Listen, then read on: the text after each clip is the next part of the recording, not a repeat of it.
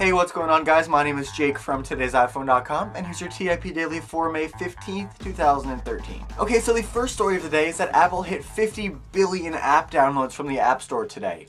The company started counting down to the 50 billion mark about 2 weeks ago on May 2nd, and today it finally hit that mark. The lucky 50 billionth downloader has not yet been named, but little does he or she know that they've won a $10,000 App Store gift card.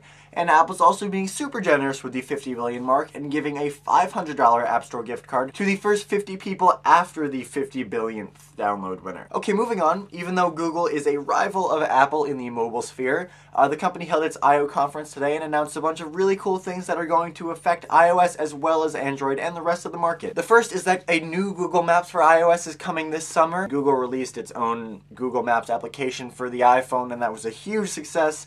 Now Google is ready to update that application even further to bring a bunch of really cool new features that users have been looking for, like deeper integration with Zagat and built-in offers and stuff like that, the ability for a navigation to reroute you if you run into like an accident or something like that and have to take a different route, and finally iPad support. Google also announced a new cross-platform Hangout application which would let you video chat or text chat from your iOS device to an Android device or even to a desktop computer. Google's built in a bunch of really cool things to make it super personal, like you're in the same room with the person you're chatting with. You can see everything they're doing. All of the conversations are saved if you want them to be. And unlike the updated Maps app, which is coming sometime this summer, the Google Hangout application is available in the App Store now. And finally, Google announced a cross-platform Google Play service, which will let you basically have real-time games from an iPhone to an Android device.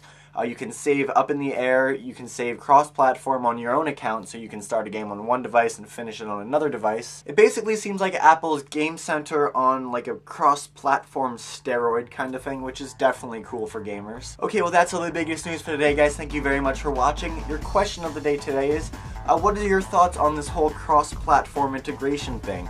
It's pretty cool that Google is playing so nice with iOS and building in so many features into iOS applications that can affect users across all different platforms. This is something that Apple doesn't usually do, so I'm pretty surprised to see it coming from Google, but I'm happy as well. Do you think this sort of thing is going to change the way these companies interact with one another as far as the customers are concerned? Or is this Android versus iOS fight just going to go on forever regardless of what happens? You can let me know in the comment section down below or on Twitter at TIP_Jake. Of course, as always, the links to everything I talked about in this video are in the description down below, and please don't forget to check out today'siphone.com. I'll see you tomorrow.